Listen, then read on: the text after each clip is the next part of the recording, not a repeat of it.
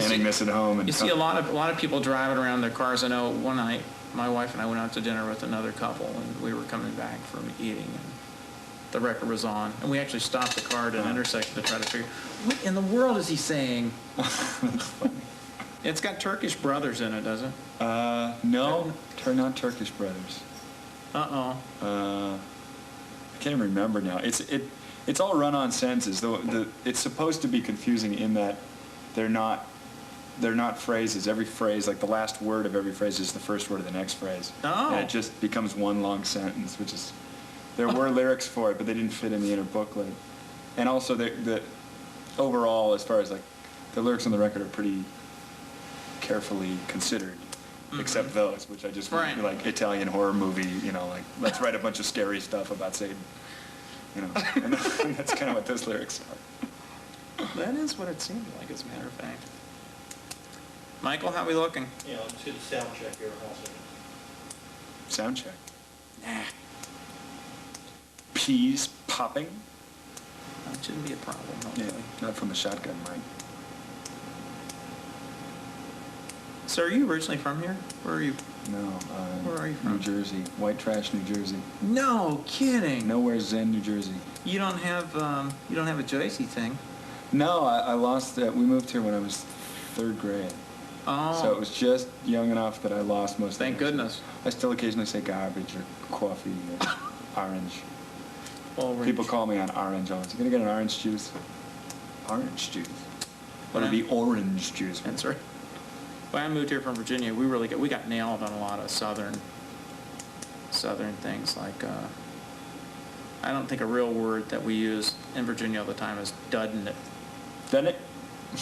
Yeah, I know about that one. Where are you from? West Virginia?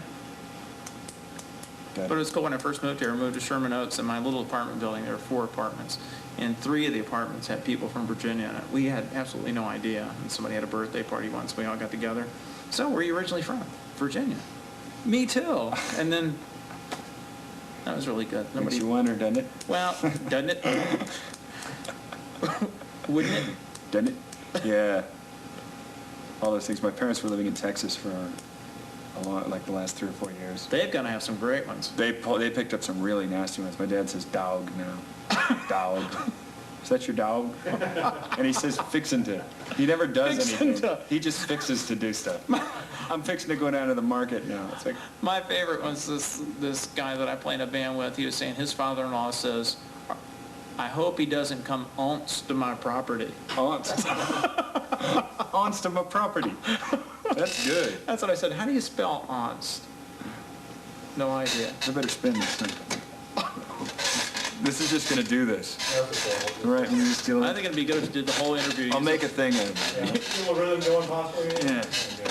Well, I have a tendency to sit funny. And Do the whole interview using words like aunts and fixing to. I'm fixing to make another record. I'm making more records. Well, that'd be great. I'll be making more records. Everybody's expecting something, and Kevin's like from Mississippi. Yeah. Man, it's so funny. I see Cheryl do that all the time. Cheryl Crow. Where is she from? She was born in Missouri, right? But she moved out of there when they were like she was 4 years old or something. She has a full LA newscaster accent. But I see her do these interviews and stuff, and she's laying on the Missouri thing thick, like, because it makes that, you know, singer-girl, singer-songwriter, country kind of thing. That's like, right. It's really funny. I love the PRA thing that you put out. Was that you Which wrote one? it yourself? Oh, the bio? The bio. Oh. Did you do that? Yeah. We It's did wrong. very We did good. Everybody. I was horrified by the bio that they hired some guy to write a bio. You know, I went and interviewed for a couple hours with this guy, and he asked me all these questions. And Thanks. And the bio that came back was like, Kevin, we're it's wrong just about work. it. Oh, okay. Hi. Nice guy, but the bio was just awful.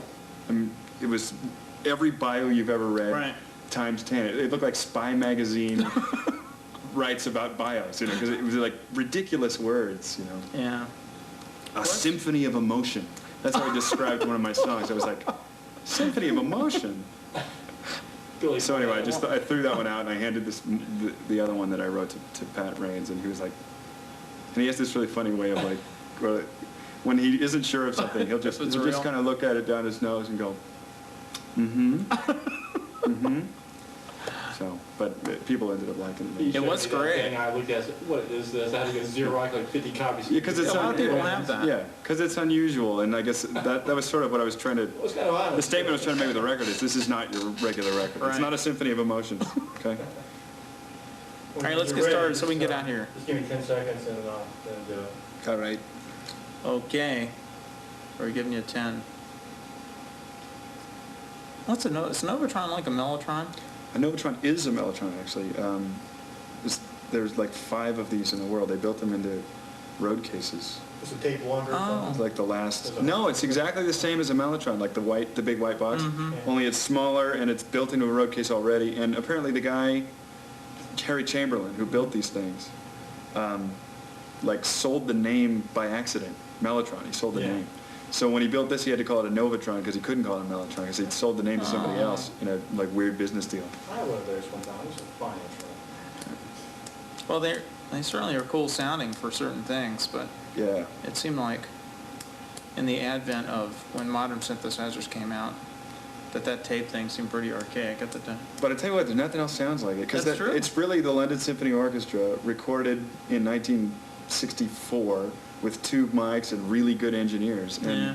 you know, now you get a Roland keyboard or something and Well, they're there's a little- string sound and then there's a couple oscillators going yeah, and it doesn't sound like strings. You hit a note on this thing and you'll fool most people. Yeah. You know? It's, Yeah, you're right. I guess even the good synths today do sound a bit sterile compared yeah. to. It's like this is like a really primitive sampler essentially. Yeah. Okay, better get started. Sorry. Right. I won't look at anything else. I'm giving you 10.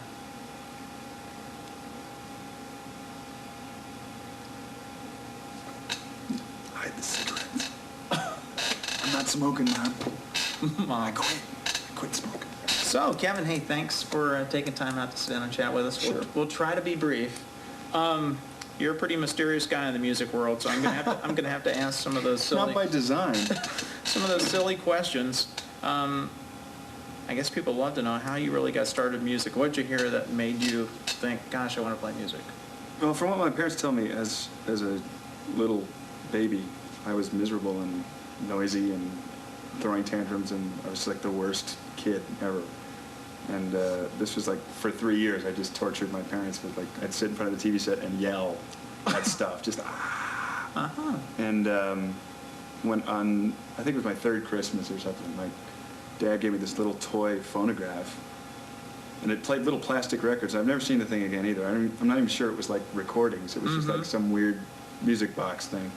But I was so fascinated by this that like for the next 2 months I would just sit playing these records over and over and over again, which also started to drive my parents nuts. So my parents got a piano around this time, and I would put that little box up on the piano and like try to play along with it, and that's really how I got fascinated with the whole. At that young of an age, like at 3 or 4? And it was always about the recordings. I mean, in other words, I didn't really discover the instrument until after I was listening to music and going, how does that sound? How do you make that sound? And it was always an ear process for me of like, oh, I can make that sound like this, and then oh, there's that thing on the TV over there, and I can make that sound. And, you know, I sort of developed my ear really early. I see.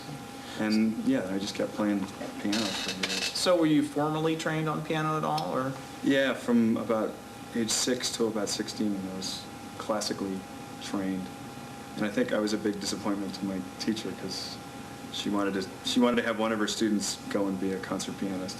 And instead, but I got interested in writing, which, you know, they don't want to hear about that. Like, you're not Mozart. What's wrong with you? So you're not originally from Los Angeles? No. You, originally, where are you from? New Jersey, Scotch Plains, New Jersey.